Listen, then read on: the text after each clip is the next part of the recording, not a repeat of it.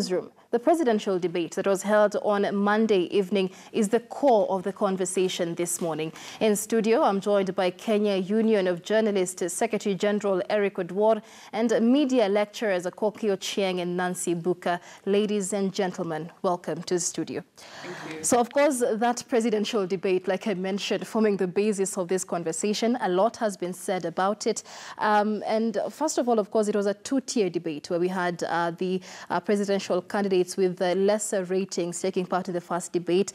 And even in that first tier, we only saw 3 presidential candidates coming out. I don't know your thoughts on how this played out, Buka, especially because the media, after the debate, has been accused of not furthering the agenda of these 3 candidates. The newspapers, the day after the debate, all had Raila on the headlines. Very little said about the other 3. Let's begin with you. Okay, thank you.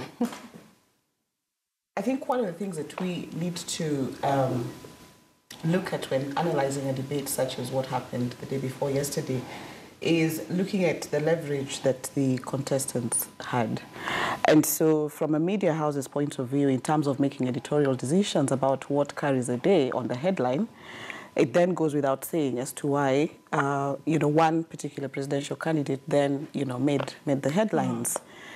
In terms of the attention that was given to the 3 contestants in the earlier debate, when one argues from the media's role to candidates, where you're supposed to ensure that they have that particular space to articulate their issues and speak to the voters, then questions about whether we were impartial in how we treated that, so that we have one before the other.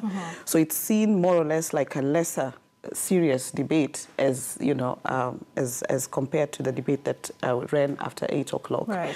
So from the viewer's perspective, and even questions about perception, you almost treat the earlier one as a pre-debate. This is like a pre-match now. The real match will begin later on. And so one would argue then that some of the contestants, the likes of Ekura Okot, has been very vocal in saying that we as the media have reduced this to a 2-horse race and have ignored, other players in that equation.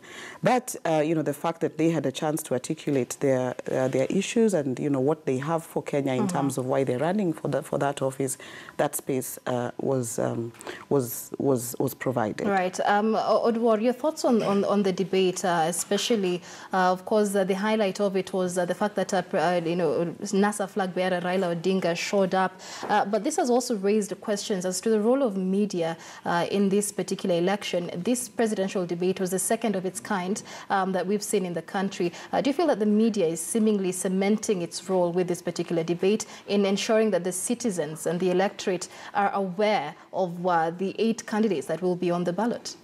Yes, I think that the media played its role as it should be, because our role as the media in this particular context is to provide the platform and also set the agenda. And we're already trying to cultivate the culture of accountability and the culture of transparency, whereby you provide a platform for the candidates to come and face the public so that they can be scrutinized, they can be asked questions, they can articulate some of the issues in the campaign manifesto. But in this particular point, you've seen that some of the politicians tried to run away from the media and the public. And I will put it this way, this platform was not for the media. The media only provided the platform for the candidates to interact with the public. And that was the role of the media, and it ended there. But you see, some politicians tried to avoid it. So those who turned up were provided with the platform to interact and get the questions and the scrutiny from the public. You've seen that in that debate, some questions came from the audience. And the media had prepared the questions. So you see that what happened was we just provide an interactive session between the candidates and the public. And that actually happened. So the media actually played its role. And I'll say that I'm very happy that the media actually asserted its authority to ensure that the debate goes on with or without other candidates appearing. All right. And of course, President Uhuru Kenyatta has come out, even in the dailies this morning, saying he does not regret not being part of that debate because it was a waste of time. There's been criticism with regard to the structure, criticism from others with regard to the line of questioning that was given. But Koki, your thoughts on especially the line of questioning and the structure of this debate? First and foremost, I think media should congratulate itself to putting itself to the level of the fourth estate. And as we move towards issue-based debates, towards elections and leadership, this is one of the ways that we are moving to. There is no turning back. Basically, what the media is saying is that we will organize with whoever is interested in that particular event to give you a forum for you to broadcast, to have an opportunity to broadcast to people who are interested at paying attention to your issue at that particular time.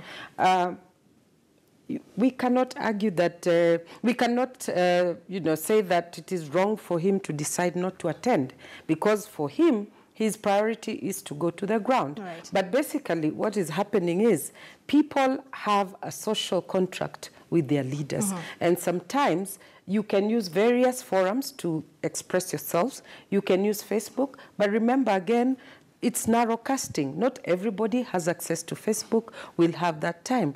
But people can make time to actually go and watch a TV program that gives you time to articulate your issues. And of course, many have said that the media was sort of a loser in this particular debate. What do you think was the biggest winner, Dr. Buka?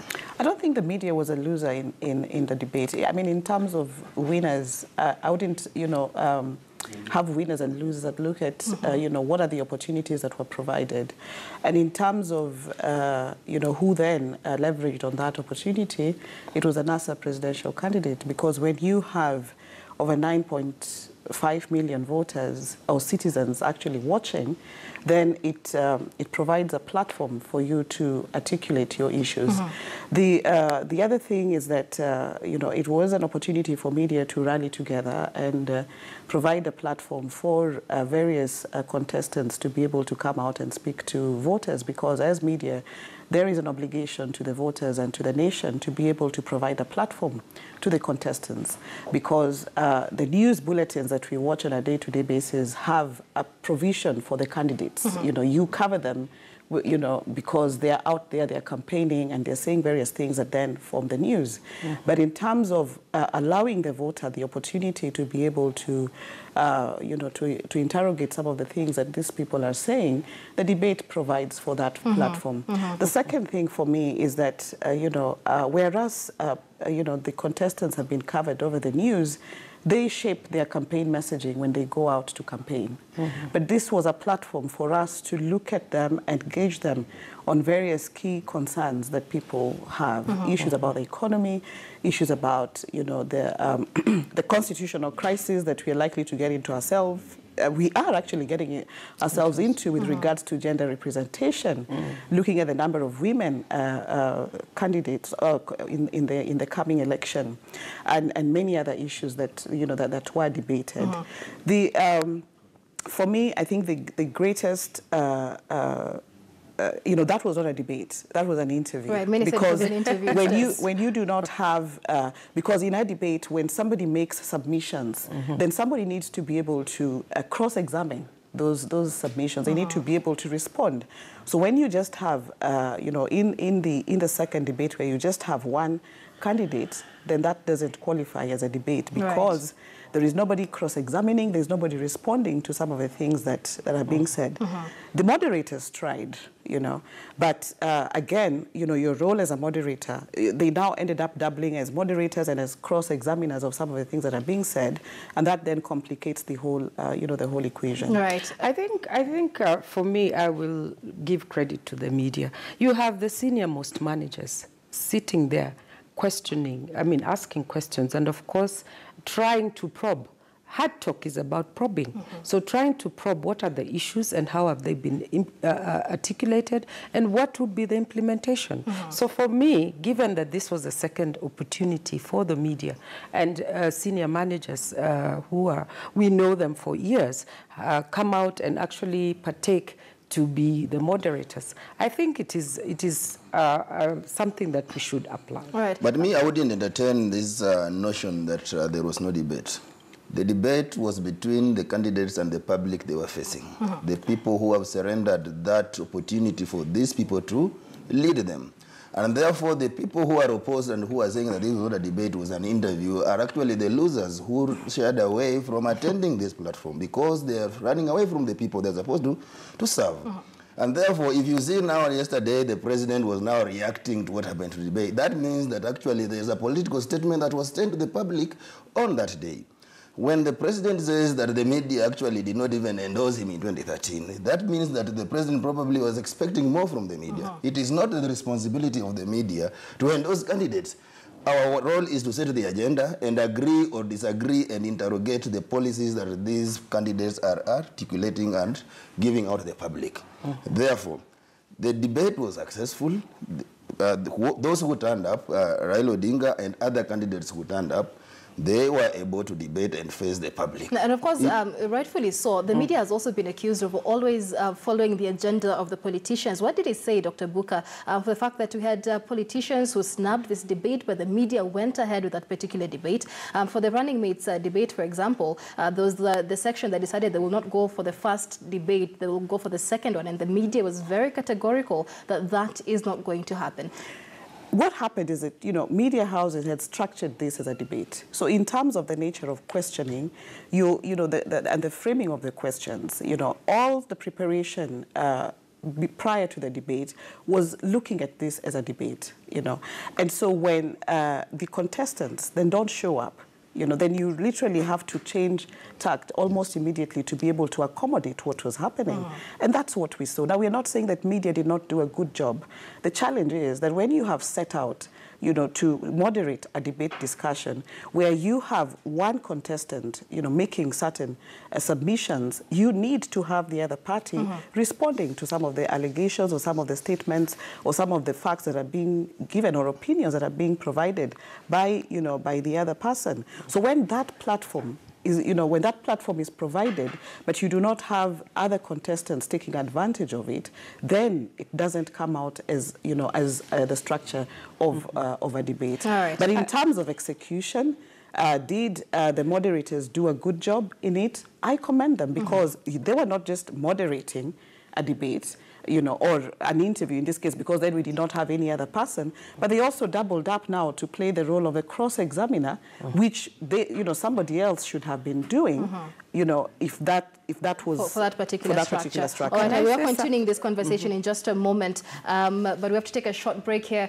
on KTN News and Morning Express. To stay with us, the newsroom conversation continues after the break. We continue taking a look at the top stories that have made headlines this week and how the media covered some of these stories.